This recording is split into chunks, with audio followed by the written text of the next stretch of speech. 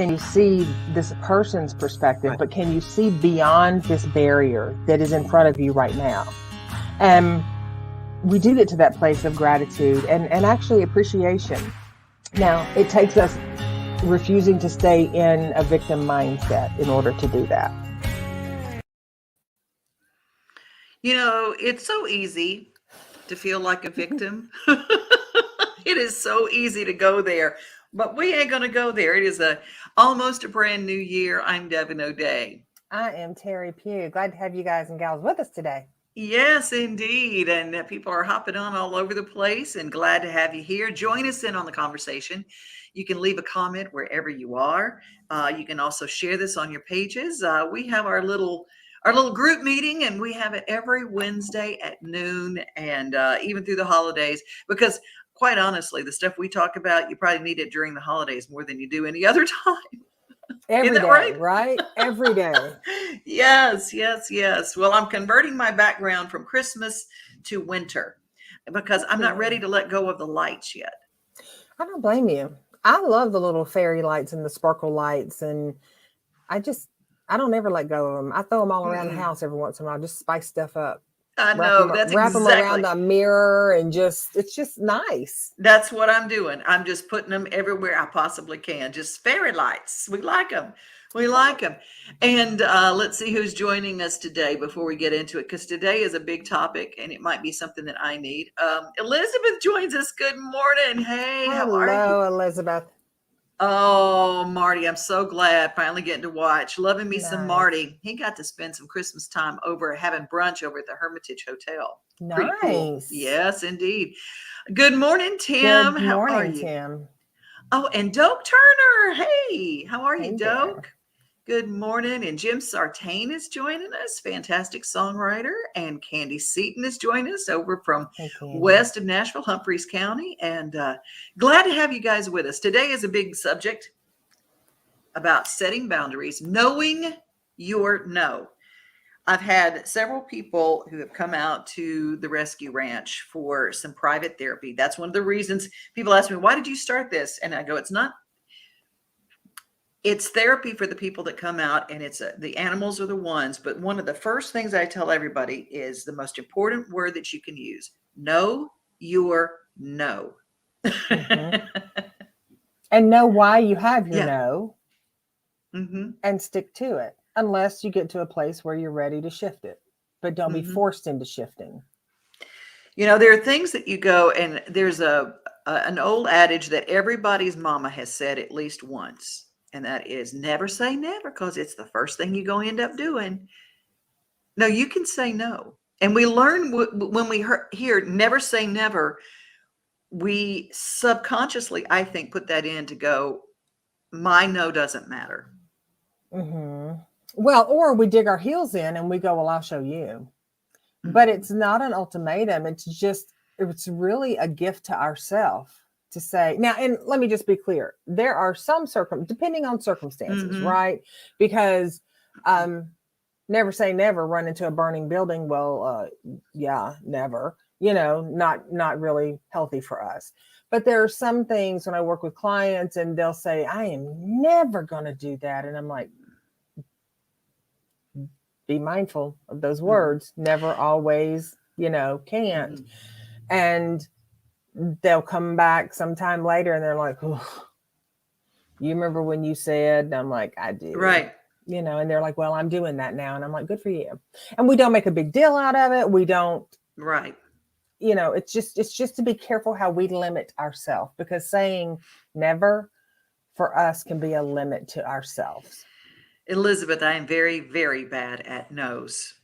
There are a lot of us that are, and we do not know our limits. And here's what happens, and I call it the crowbar effect. And there's an old joke when somebody deals with taking it, and they build resentment. They don't say anything. They're just very quiet.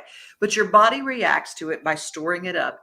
And Then one day, the guy takes a crowbar and walks into the house and hits the dog with it.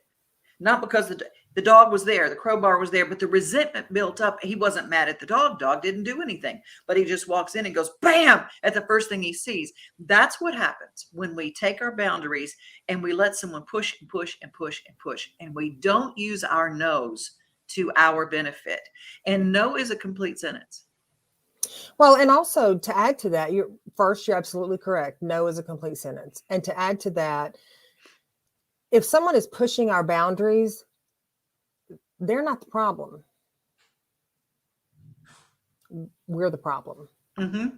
Because we're not allowing ourselves to stand in our truth to say, I need you to hear me. What I'm saying is valid. What I'm saying is important. What I'm saying doesn't require justifying. It's, thank you for thinking of me, but no, thank you. Mm-hmm. I appreciate the invitation, but not now. No, I'm not interested in that. Or just no. Yeah, and a lot of us don't even know what our no is. We don't know what our boundaries are. Leslie's joining us from North Carolina. Good morning to Brenda and to my friend Tammy Pierce, who's watching today. Doak says, we ignore red flags. Red flags do not mean a carnival is in town. Ooh, what you said, Doak. Amen. Amen. You've got another way of saying that. Red flags do not mean green lights. They are not green lights. And if we don't pay attention to those red flags when they pop up, I can darn sure guarantee you that there's going to be a couple of banners flying right in front of our face, because they turn in from little flags to big, huge banners. And then we're just like, oh Lord, I just can't. Now it's too much to deal with. Mm-hmm. So instead of being mindful when they're popping up, we just sort of avoid them. And then they get so big that they're overwhelming, and then we don't want to address them. Amen. Amen. And so we have to be diligent with our own self-kindness and our self-care. Paul joins us from Virginia. Hi, Paul. How are you? You guys, they know their no's. There you go. They don't listen to mama's no's, though. It's like, don't do that. And they're just like, oh Lord, the UPS man is fixing to murder you. I have to alert you now. It's something bad's about to happen. Well, here's one of the things that I've noticed is that people don't take your boundary and just jump across it. It usually is like one thin onion layer at a time. Mm-hmm. And it's not peeling an onion. It's putting something over it, and then over it, and then over it, and then over it. And then pretty soon you go, how did I get into all of this? And people push it a little bit and you go, well, I guess that's okay. And it's not. Here's the thing about creating a clear, specific boundary, recognizing where a boundary needs to be, right? Right. Creating a specific and clear boundary. Explaining to the party or parties at hand, very straightforward, compassionately. You don't have to be a jerk about it. Maybe you do if those people are jerks. I'm not sure. Not my monkey, not my circus. So if they're jerks, if not, being compassionate and explaining very clearly what your needs are, stating what the consequences are, push, right? And then also being consistent, because inconsistency is what allows those little red flags to bloom into those banners. Inconsistency allows them to just grow. And it's crazy. So, but we do that, right? Mm-hmm. And then we're sitting there going, I can't believe this happened. Elizabeth, I'm 100% responsible when I ignore my boundaries.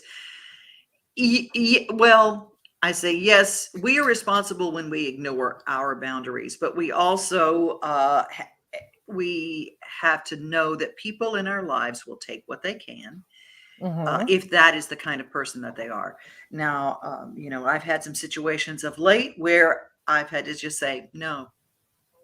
And you know what happens when you say no? You always think, why did I not say no before? We want to be liked. We want people to accept us. We want approval. We're approval seeking. We want someone to approve of us. And so we will take something we don't want in order to get approval from somebody else. And Absolutely. oh my gosh, being an approval seeker will make you the most resentful, upset person in the world. Because here's the Hmm. thing, we want that approval, but we're willing to, as we say, sell our souls to get it. And then, like you said, we turn around and we've allowed people. It's not, because a lot of times when we say we let people, it's kind of like, oh, well, but I didn't mean to. We Right. allow people, we teach people how to treat us, and we allow Yeah. them to push those boundaries. Amen. Amen. Tammy says that is the truth. Yes. And Doak says we sometimes focus on positives and do not want to give up. Yet we ignore people lying and stealing from us. Who, yes, such as business partners stealing and taking advantage of us being nice and trying to make a business work. Ask me how I know. Doak, here's the deal. You just said your specific truth, but this is also a truth that people see all the time. It is a general truth as well. It happens to all of us. Mm-hmm. It's happened to me. Same thing. You get in business with someone and you go, wait a minute. They'll tell you one thing and you look at them. Who are you going to believe, me or your lying eyes? Mm-hmm. Elizabeth says they will and they can try, but only I can stand firm with them. Says my wishy-washy self when it comes to saying no. uh, Well, that sounded lovely, just so you know, mhm, Elizabeth. It didn't sound wishy-washy mhm. at all. So, And Jim says, give an inch and they take a mile. That's how we build an onion. uh-huh. That's how we build an onion. Well, giving an inch is, and then them taking a mile, we can actually stop them at an inch and a half, but we got to be quick on our toes to do that. Hmm. And sometimes that means that those people are going to turn around and they're not going to like us. And you know what? It's okay if not everybody likes you. Yeah, true. It's okay if not everybody likes you. We spend time wanting to be good stewards of this gift of life and good human Hmm. beings, and I want everybody to like me, and I'm a likable Right. person. But it's okay Well, if not everybody does. well, here's the thing too, and there is a way to hold on to your boundaries and be a good heart about it. And that's by one, not letting your boundaries being abused too long. Hmm. Go ahead, say up front, but know what what's good with you and what isn't. Absolutely. That's the thing. Know what is good for you and what isn't. Jim Sartain says onions can make you cry. Yes, they can make you cry. And we just there's a kind way to say no, and you support yourself. You defend the little inside you that says no, that's not okay. When we say no in kindness, it usually is met with okay. The world doesn't fall apart. Somebody doesn't scream and hate us if they're okay. If they're mentally on the up and up and they're all right, they're not going to scream, they're not going to have a fit, they're not going to do it. And if they do have a fit and they show their colors, okay, that alerts you as to another thing is that maybe that person is not a healthy relationship to have around you anyway. Yeah, or sometimes it is that maybe the what's happening is that you have someone who has entered into, and they are not necessarily a healthy fit, or they're triggered themselves, and so Hmm. they show up differently. So just because someone shows up differently and might be a little edgy or a little snarky when you're setting a boundary doesn't always Hmm. mean that they're that way all the time. We know these consistent people that are that way all the time. And Hmm. that's when we sort of try to barter boundaries with them. Can't barter boundaries with people like that.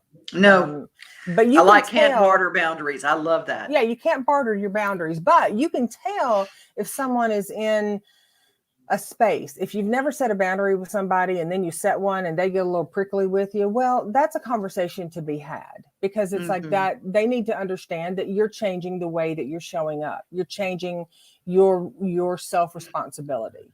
Right. And that's just an opportunity for growth. But Hmm. there are going to be people, and we know those people in our lives that are consistently textured, and they are difficult. And if you say no, they say why, and I don't know why. I don't have to give you a reason why. No, thank you for asking. You know, those people are the ones that you got to really decide. Now, family is a little tricky when it comes to that, but you got to decide, are you willing to toss a few of those relationships to the side so that you can bring in healthier ones that won't challenge you but will respect you? And can you create that space for that self-respect and friendship respect? Joe says, what about folks who say no and you honor that, but then they come back and say they were hoping to be asked again? I'm actually running into that. No means no to me, so I won't ask again. Well, right. And here's the thing. If it's no, then it's just no. And if it's no, I really appreciate you asking me, but don't, ask me again. I just can't do it right now. Then that's that person that, I'm sure Joe goes back to and does ask again. But we're not in the business of, if someone says, I hear people say all the time, oh, I get invited. I've been invited to do things and invited, but I don't want to go, but I still want to be asked. Well, that's okay if the person asking still wants to ask, but they also have autonomy of saying, I don't want to ask anymore because it hurts my feelings a little bit every time I invest and you say no. So, and it's nothing personal. That's the other part about it. We as humans, ooh, this is good, y'all. We take it all personal, and we own it, and it's about us, and it's just, we've done something wrong or they're hurting my feelings. And it's like, no, they're just saying no. And we get to do the same thing. No, thank you. That's right. Doak says 3 powerful words we hopefully learn. Let it go. I will tell you that Teri will tell you that about 1,000,000 times when you go and have a session with her. Hi, Regina, and a shout out to Alicia, who's also watching today. When it comes to boundaries, when it comes to knowing our no, I have learned that it's kind of the dividing line on who are the people in your life that are healthy and not. When people respect your boundary and they don't have any kind of agenda behind it. It's just incredible to know those people and to go, you mean I said no and you were like, okay with it? You go, oh yeah, love you. And you'll find that people will come back and go, well, I don't want you to be mad at me. I mean, I don't want to do it right now, but don't be mad at me. And it's like, well, okay, now you got to look at something else, because that's not just your boundaries. That's some other stuff going on there. Yes. But being able to say, no, thank you, and also what's really important is, as human beings, our brain does not typically absorb things the first go around. So there are going to be some people that we're going to have to remind about our boundaries. And it doesn't mean that every time you remind them, you're just like, oh, I told you once, it's not that. It's just like, hey, just want to remind you, XYZ. And those people. So you have to discern, which people you have to be a little more abrasive with and which people, you're more flexible with. But regardless, staying calm and being consistent with your boundaries is the one way that we keep intact our own self-respect.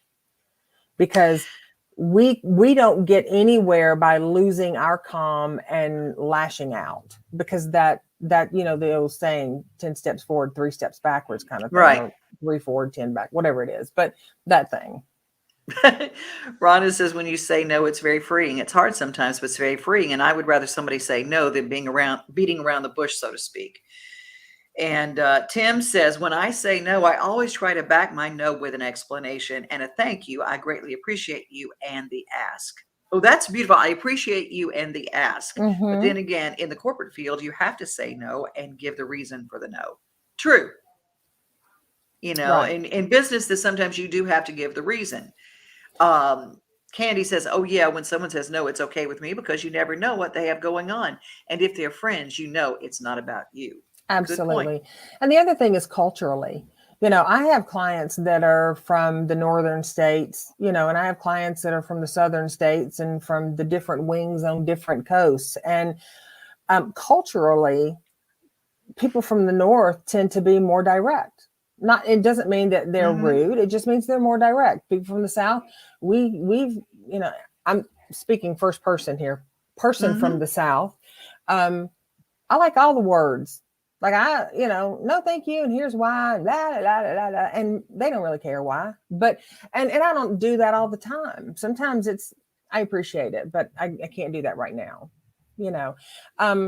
But not to take it personal. If you're interacting with someone, especially like Tim was saying in business, you know, you might be interacting with someone in business or have a friend or someone that's moved here, because we know Nashville, we're a melting pot now. We got all kinds of folks living here. And we're going to come up against people who are in our friend circle that are, you know, bless their hearts. I just had this conversation. Yes, I just had this conversation yesterday with a client about that. They're from the north, and they were like, I didn't realize that was actually like a sleight of hand comment. And I was like, and it's not always. It's not always, but you know, come on now, you know. Yeah. But it's not to take it praised in different areas. So there's different styles of communication, but a no, regardless how you deliver it, if you find yourself on a defensive side, you might deliver it pretty abrasive. So you got to kind of keep yourself in check and, you know, regulated as to what's, especially if you have anxiety about saying no to someone. Right. Alicia Summers McLeod says, it's really terrible when you are bound in a toxic situation and there's absolutely no way around it. That is when you just have to understand and toss the issues into the whatever bin. Well, because you're going to have there are going to be some people, no matter how much you love them or how much you just really don't dig them, they're going to be challenging. And they're going to be those people that are just going to come back and come back and come back and keep digging and digging. Now, is it frustrating? Yes. Is it an opportunity for our personal growth? Absolutely. And when we master that place of creating that boundary, sharing it, being consistent with it, reminding people about it, and staying calm and sticking to our no. And here's the thing, your no might mean no. And guess what? You might change your mind the next day and go, you know what? I've given myself some time to think about that. And maybe I do want to do that. And that's not breaking a boundary. That's just a self-observation to be able to go, let me go back and revisit that. Candy says, very true, Teri. Northerners are more direct and just to the point, but they don't mean to be mean or abrasive. They just want to get their point across because they are busy. Well, my thing is that it's more important to state the thing that you don't want to do. Know the things that you don't want to do. Know the things in your heart of hearts. And I will always say, and I'm not name dropping here, it just happened to be a statement. I was creating this charity event, and Garth Brooks was new to the game and whatever. He was Garth and he was on the way up and whatever, but I was asking him to be part of this charity event, and there was something, and he had just said yes to everything. And he took my hand. He said, don't ask me. And I said, what? Don't ask me that right now. I've made promises and the things that I've got to follow through on, and you will understand because you're my friend. And I can tell you, just don't even ask me. Then I don't have to tell you no. And he didn't hear the ask. He didn't know, but he had made promises to his girls and his family of something he had to do. He said, I'm done. And this is my limit. And he knew his no, but he said it in the nicest way. Did I resent him for saying no? Right. Nope.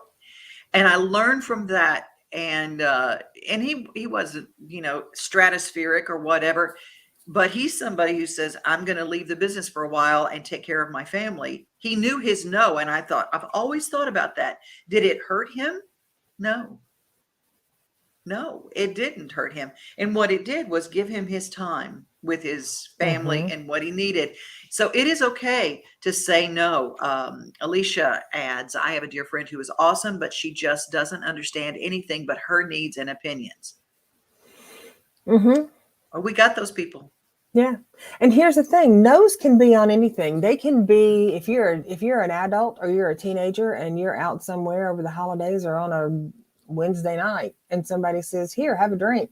Your no is your no. You don't owe an explanation. If somebody says, hey, we're going to go get some ice cream. If you're lactose intolerant and you don't want to go, no, thank you. If you just don't want to be, our no's don't have to be anything that are they're not all reserved for just those really prickly, sensitive times. They can be, Mm-hmm.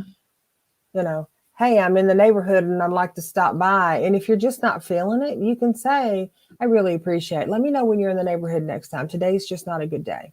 Right. Period. Exactly. Right now is not a good time. You know, Yeah. that's an easier, softer way of saying, look, I'm running around in my drawers and my t-shirt and I don't want to get dressed. But my friends know that I'm probably going to tell them that if they call. So, you know, Yeah. prepare yourself. I know this to be true. And you and I know each other. We'll say, I'm in my drawers and I don't want to get dressed. That's kind of friends we are. Candy says some people don't listen to you when you set your boundary, when you say it's not right and I don't like it and I'm not going to do this, and they ignore what you're saying. Oh, yes, we've got those people who ignore. Absolutely. And as we all know, sometimes those folks are family. Sometimes they're very dear, longtime friends. And that is the opportunity that we have to stand our boundary even more. It's not supposed to be a duel. You know, it's not a getting into a tit for tat. It's just, I need you to hear me, and I would like you to respect my wishes. Mm-hmm. You know, Stop doing this. Whether it's a parent talking about, you know, your parenting or your healthy habits or your job situation, you know, whatever it is, being able to say, you know what, I'm not trying to be insensitive, but I would like you, you know, I would like you to hear me and to respect my boundaries, you know. Mm-hmm. There is a time to fish or cut bait. Mm-hmm. There's a time in our world when we go, you know what, I have had my boundaries abused from this human being. Enough. And that's on us. That's on us to go, you know what? I'm going to charge myself with taking care of me.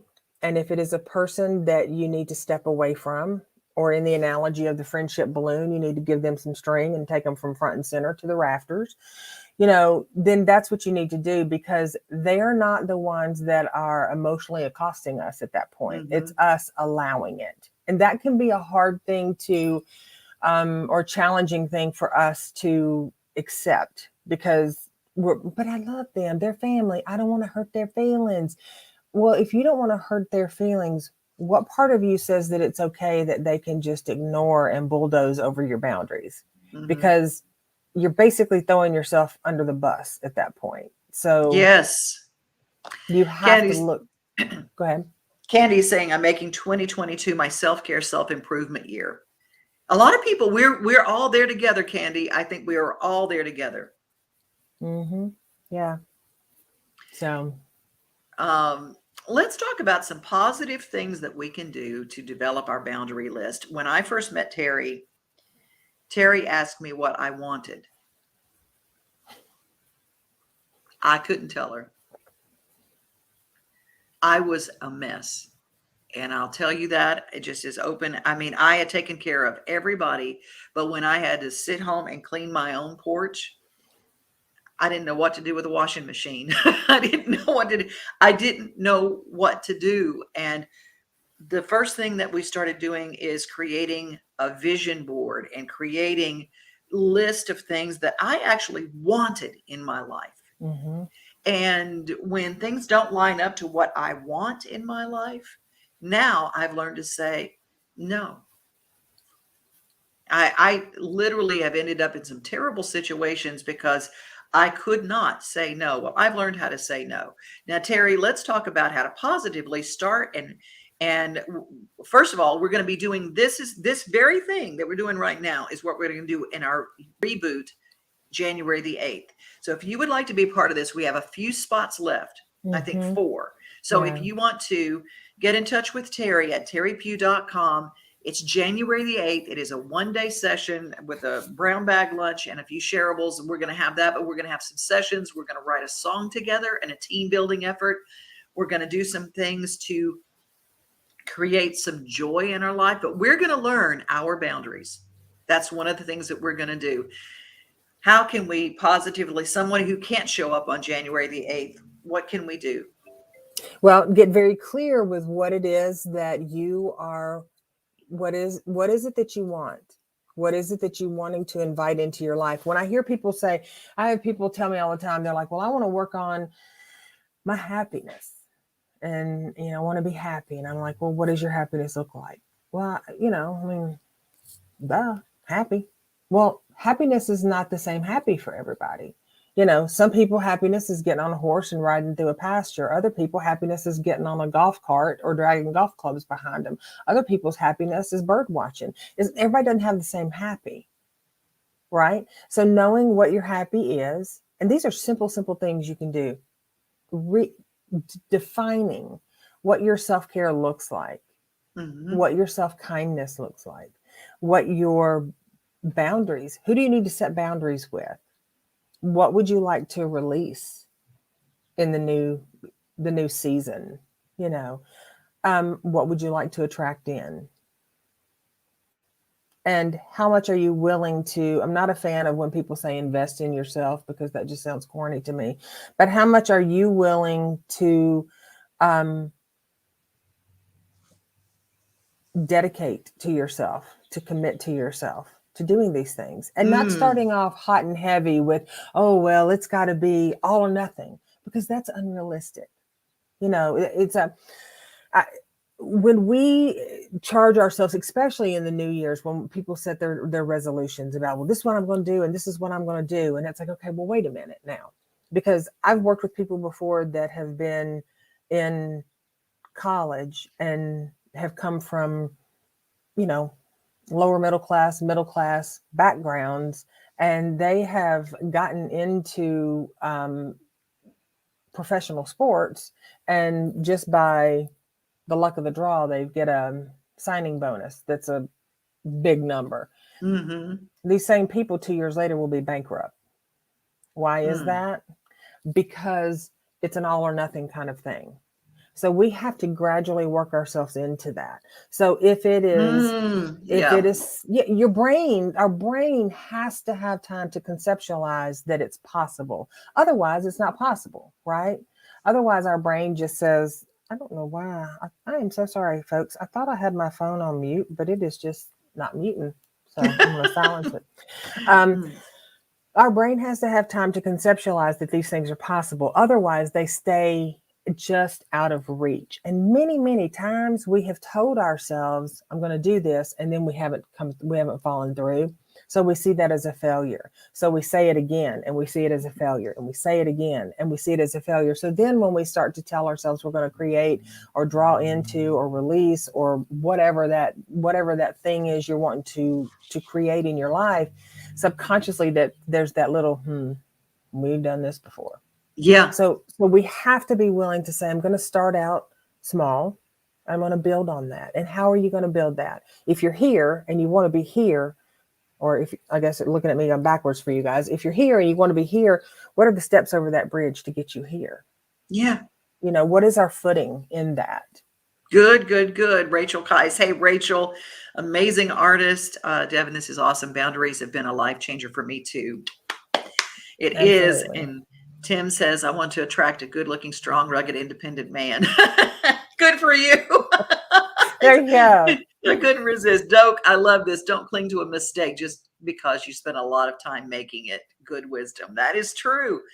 That is true. Alicia says, I wish I could tune in more often. Your shows are always interesting and you're a fabulous host. Thank you for these broadcasts. Well, you know what? That's why we leave these up and why we keep these in. And anybody who would like to be part of our reboot, all you have to do is for us, January the 8th, we're going to have, it's going to be 5 hours, and then we're going to have a couple of breaks in between, but it's going to be literally the reboot for your year, January the 8th. Get in touch real quick and get those last spots and take care of that. Doug says, Rachel Kais rocks. I have her artwork in my living room. Yes, I've got it on my hallway.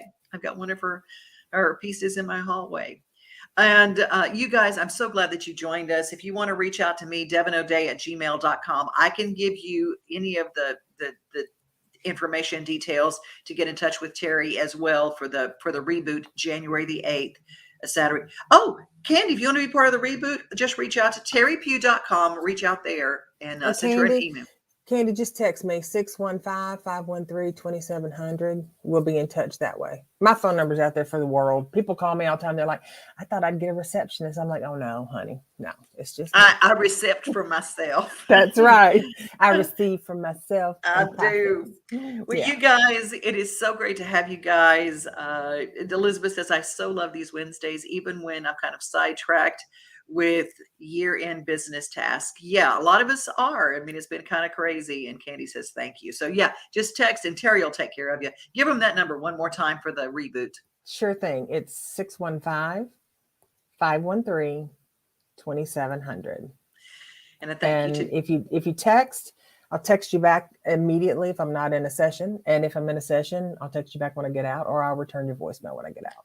Absolutely. She's not like me. Mine stays full, but it's, and I'm terrible. I'm terrible. Girl, don't get me started on your voicemail. I call this woman. The voicemail box is full. I said, oh Lord. It's always full. It's always full. Let me get a hold of your phone. We're gonna fix that. You know what happened? I started saving voicemails that I really liked, and it filled the dadgum thing up, but I don't know. I need to email them to myself, because some of those people aren't with me anymore. And I go back and listen to their voicemails just so I can hear their voice. Mm-hmm. You can send them to yourself and then store them on your computer or on a thumb drive. I know I can. But will you? I can. But will you? Well, that's the choice. You'll just see, call me and see if you can leave a message. Then you will know if I have made that choice or not. I just text. Text me, because I'll call you back. I'll say, what is my love language? Texting. That's Texting. Right. That's all right. Right. Candy says, I know she's so popular. No, I've got voicemails on there from 12. I'm just not even. I just go, no. I just go back and I just listen. I go, oh, there's this one from Tandy. I love him and I miss him, and he's in heaven now. So I want to go listen to his voicemail. Yeah. So there's those people, and I'm sorry, but this, I am not sorry. This is what I have chosen to do, is to listen to those old voicemails. And if you cannot listen, give me a voicemail, then you will text me and I will get right back to you. There you go. No apologies. No and apologies. And he says, no wonder necessary. I can't get you. So everybody that's mad at me because you can't leave a message, that's okay. You can Facebook Messenger me. That's right. That's right.